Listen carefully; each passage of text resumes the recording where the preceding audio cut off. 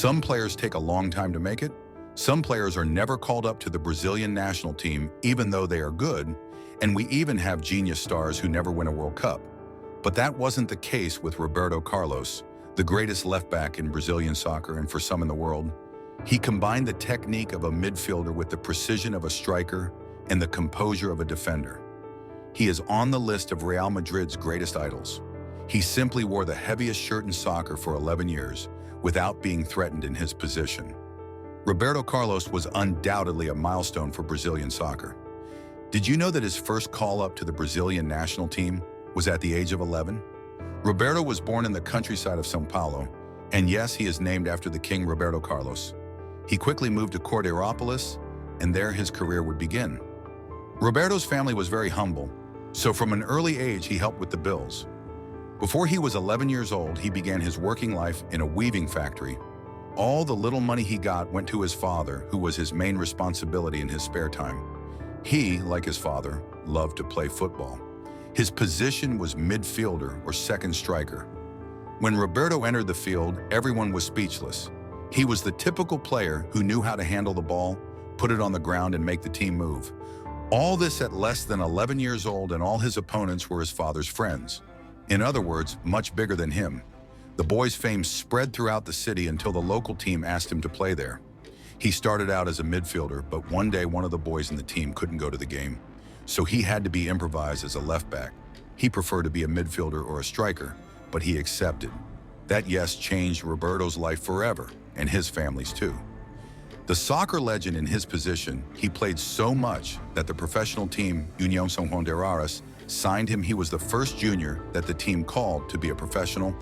Showing confidence in that skillful little man, União was very important in my career. Besides being the club where I started in soccer, it was extremely organized with a good structure. I invested in name players. There was a lot of tranquility to play. I was very lucky to have taken my first steps there, said Roberto Carlos years later in 1990. He was already in the first team and was one of the main players. But again, fate would help him. Éder Aleixo, leader of Atlético Mineiro, would spend a season at União. And with him, Roberto would learn free kicks. That's right. His trademark came from training with Éder. He could only be a star, teaching the other how to do it. And years later, in 1992, Roberto was loaned out to the same Atlético Mineiro for a friendly tournament in Spain, at which point Real Madrid scouts rushed to the boy. But the then president of Madrid at the time, Ramon Mendonça, said the boy didn't have the stature to play here. If he knew the size of the mistake he was making, he would never play another player without knowing him. Palmeiras de Parmalat, however, had nothing to do with the nonsense spouted by Real's president and signed Roberto for $550,000. But before that, União São João tried to sell him to Corinthians, who also refused because they already had another boy in mind. That same year, he had his first call-up to the senior national team in some friendly matches in January '93. Roberto Carlos made his debut for Palmeiras in a 2-1 victory over Marília. Unforgettable period for the legend and the Palmeiras fans with his attacks on the back line.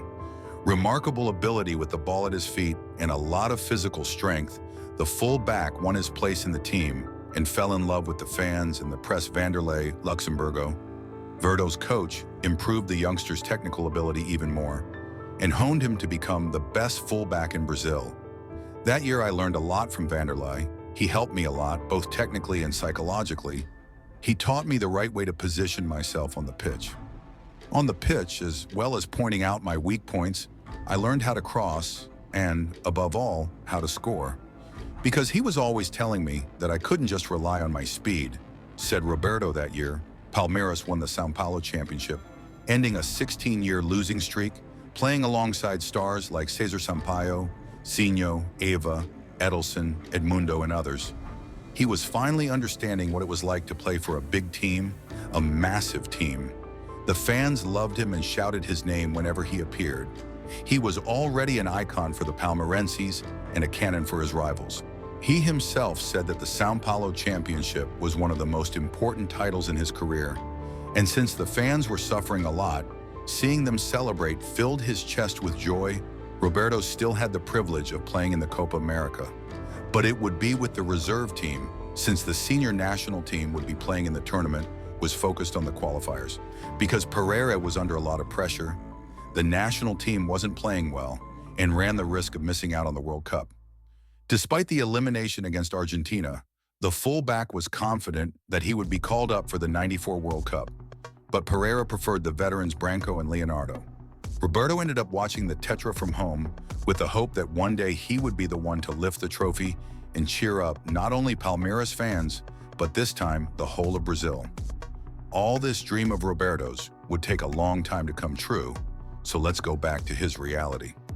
Still in 1994 at Palmeiras, the team took on the role that it had before Tele Santana's São Paulo, and he began to receive a number of inquiries from international teams.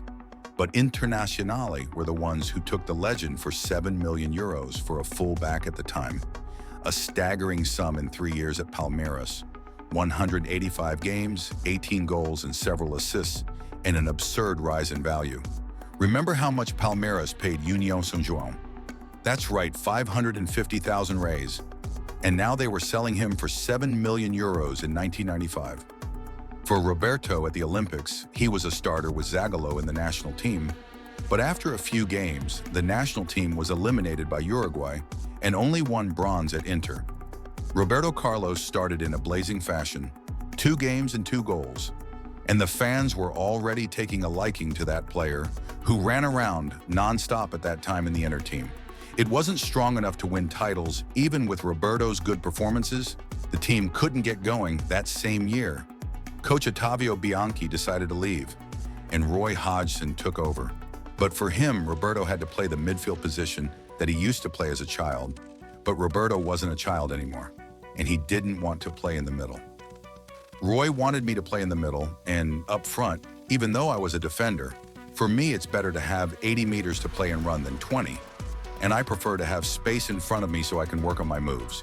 He wanted me to stand still, and I spoke to Inter president Massimo Moratti so he could sort things out.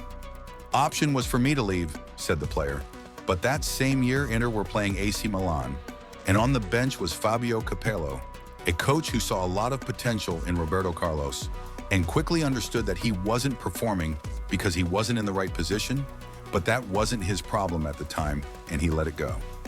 Madrid hired Fabio as his coach, and he immediately thought of the name Roberto Carlos, who was dissatisfied at Inter and wanted to leave. The legend even spoke directly to the club's president, saying that he didn't like playing in the middle and that was why he wasn't performing, and that if he had to carry on like this, he would prefer to leave in 1996. Real Madrid offered Inter $3.5 million for the player, and the club accepted on the spot, and Roberto went to Madrid. As the saying goes, the world doesn't turn, it overturns. The same club that had previously said that Roberto didn't have the stature to play there wanted him at Real Madrid. At that time, Roberto Carlos would be known as the greatest left-back in history and the greatest Real Madrid fullback. Another player was transferring to Barcelona. A phenomenon was transferring to Barcelona. Roberto Carlos arrived at Real and wore the club's number 3 shirt, playing in his preferred position, with freedom to support and defend. And in a pleasant environment, the player oozed talent and showed the fans what he was capable of.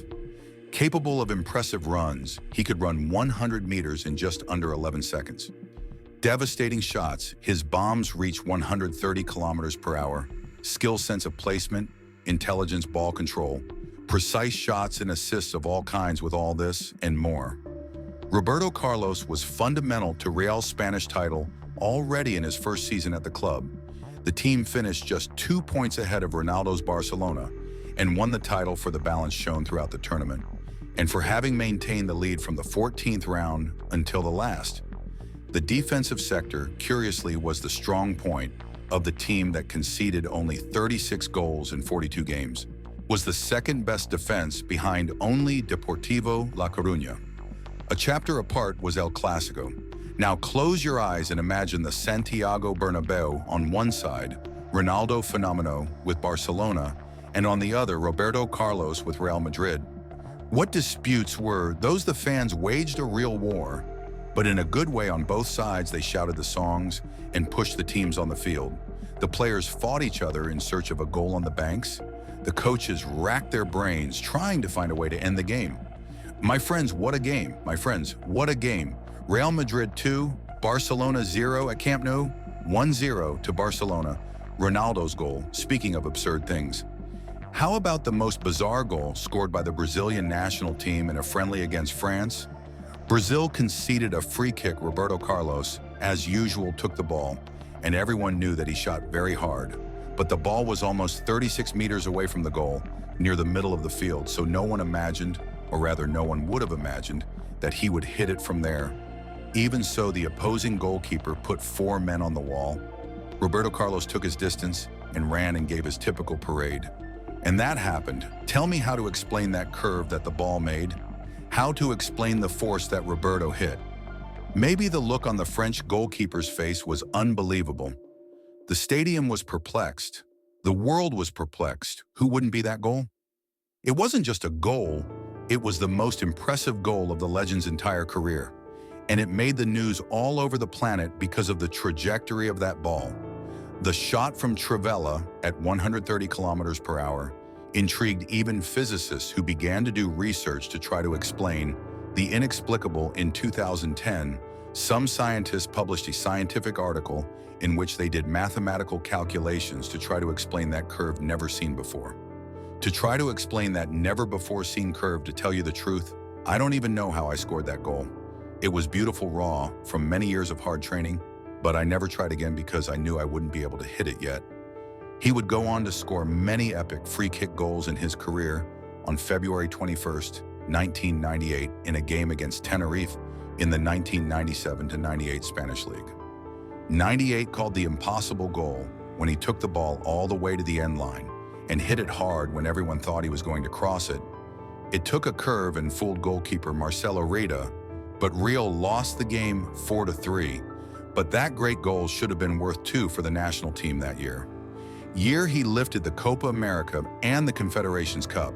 He was voted the second best player in the world that year, behind only Ronaldo Fenomeno, in an award that always favors attacking players.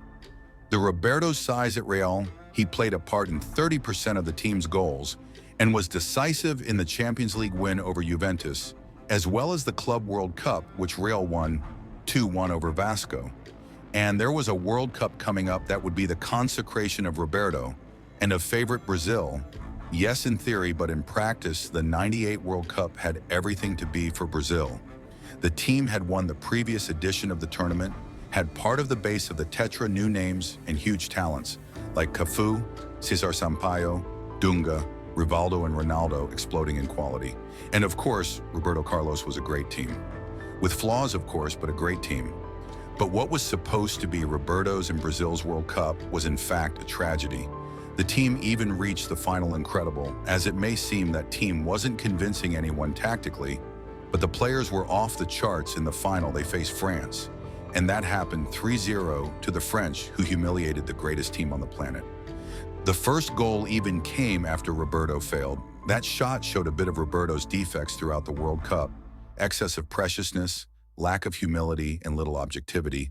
The fullback unfortunately made the World Cup one to forget, but he was still young and had plenty of time to overcome difficulties. The 98 World Cup was tough for Roberto, so much so that many asked him not to return to the national team. He knew he would need to win back the Brazilian public, so he trained. One of Roberto's biggest faults at the time was an excess of preciousness for him. A goal had to be beautiful, a stylish pass, a move had to be well worked out. But with the arrival of Vicente del Bosque at Real, he realized that he didn't need it perfection. I could leave the left-back position to Roberto, and he'd manage. He didn't need any help there. He was perfect in that position, said Del Bosque after a few months at Real. After a blank 98-99 season, Roberto helped Real return to the top of Europe with the 1999-2000 Champions League title, scoring 4 goals and playing a part in several, including the first 2 in the 3-0 win over Valencia in the grand final. From then on, Roberto saw the Galacticos forming. One by one, he saw great players like Ronaldo arrive and take their place.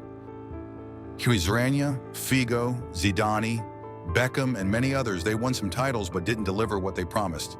Yet Roberto was still the undisputed title holder and played a lot for Real. He was almost a god in 2002, the year of the World Cup, the year of the Penta. Who do you think played more? Ronaldo, Ronaldinho, Rivaldo, or Roberto Carlos? Another one. I don't know. I just know that in this cup, everyone played a lot. The national team enchanted everyone with their games and their Jenga. Any opponent who saw this would quickly stop thinking of the national team as an enemy, only as a rival. They enchanted everyone. And in the final, that's it. Nostalgia for that time. Leave it there in the comments. Winning a World Cup takes anyone to the next level. And with Roberto Carlos, it was no different. He was on another level in the real world. He was known by everyone as one of the great captains of the time, alongside Raul and Gucci. Everyone loved him, and to be honest, everyone loved him everywhere.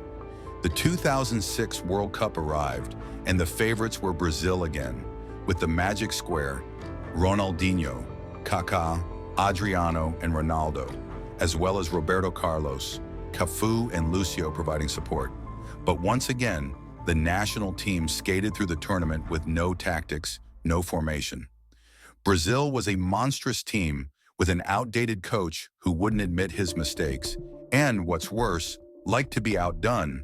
In the first real challenge, the team succumbed to France, with Zidane playing everything and a little more, winning 1-0 with Henry's goal. Goodbye to Brazil and goodbye to a victorious generation. It was time to revamp the national team. And Roberto was one of the players who said goodbye to the yellow jersey. After the World Cup, Real Madrid focused on La Liga, but Barca didn't want their rivals to win. At the end of the championship, the two teams drew with the same number of points, goal difference. All the tiebreakers was that Real had won one derby and Barca had drawn the other, another title for Roberto. But the era of Roberto Carlos, the greatest fullback in the history of Real Madrid, was over. It was the end of an era for everyone. Roberto's next destination was Turkey, to be precise, Fenerbahce. But he didn't do much there. In 2010, he accepted an offer from Corinthians and returned to Brazil after another decade in European soccer. Although he played some good games and even scored an Olympic goal, Roberto was one of the most criticized by the fans after an early exit in the 2011 Continental competition when the Paulista team lost to the unknown Tolima in the preliminary round. He left Corinthians for a club in Russia and then India, where he retired at the age of 39. Roberto Carlos was the greatest player in his position. He played a lot and did a lot and deserves everyone's respect. Few players can look at him with their heads held high. That was Roberto Carlos, the greatest left back in world soccer. So what did you think of Roberto's fascinating story?